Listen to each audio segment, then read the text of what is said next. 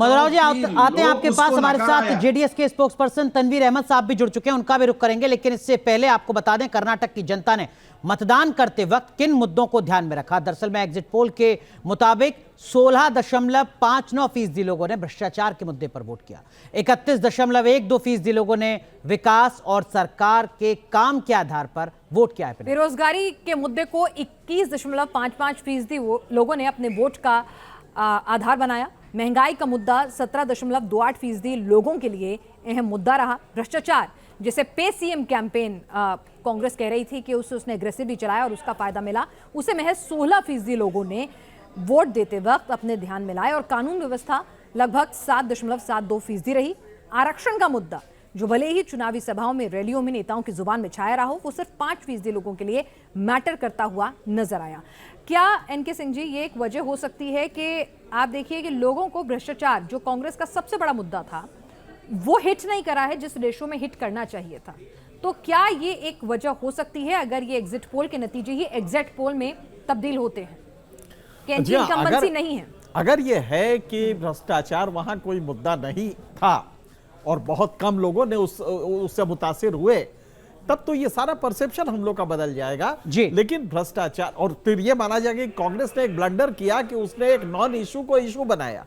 लेकिन क्या ये क्वेश्चन फ्रेमिंग जो आप करते हैं जी, उस क्वेश्चन फ्रेमिंग में आपने भ्रष्टाचार के क्वेश्चन किस तरह रखे हैं? जैसे उदाहरण के लिए लीजिए, पूछा जाए कि महंगाई आपको कैसी लगती है, उसके पहले आपने अगर सवाल किया है कि आप एयरपोर्ट, यहाँ पे बेंगलोर में नया एयरपोर्ट आ गया, कुल मिला के बहुत सारे एयरपोर्ट आ रहे हैं, सड़कें बन रही है, और ये किसी से पूछे आप अर्बन वोटर से, तो कहेगा हाँ ये अच्छी चीज है। लेकिन अगर आप ये सवाल गांव में करेंगे और गांव के वोटर से पूछेंगे तो कहेगा कि भैया वहां क्या आटा सस्ता मिलता है क्या एयरपोर्ट पे? सबकी अपनी प्राथमिकता है जी, ठीक है। लेकिन योगेंद्र यादव जी, ये जो हमारे सहयोगी हैं महेश कौशिक, जो तमाम अपने आंकड़ों को जस्टिफाई कर रहे हैं इस एग्जिट पोल में, क्या आपको लगता है कि अगर ये एग्जिट पोल सही है तो कर्नाटक में डेवलपमेंट ही इकलौता सबसे बड़ा मुद्दा है?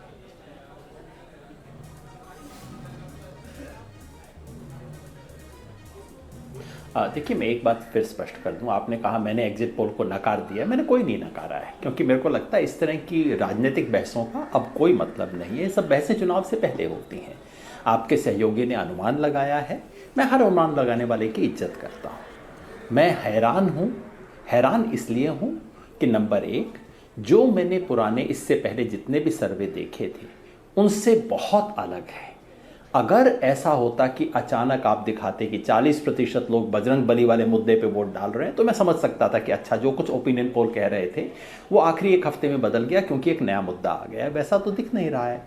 नंबर दो, मैं हैरान इसलिए हूँ कि जो मैंने ज़मीन पे देखा, यहाँ मैं घूम रहा हूँ, लोगों से बात कर रहा हूँ, आपका एग्जिट पोल उसके अनुसार नहीं है। ज़रूरी नहीं कि मैं सच हूँ और एग्जिट पोल गलत हो सकता है मैं गलत हूँ।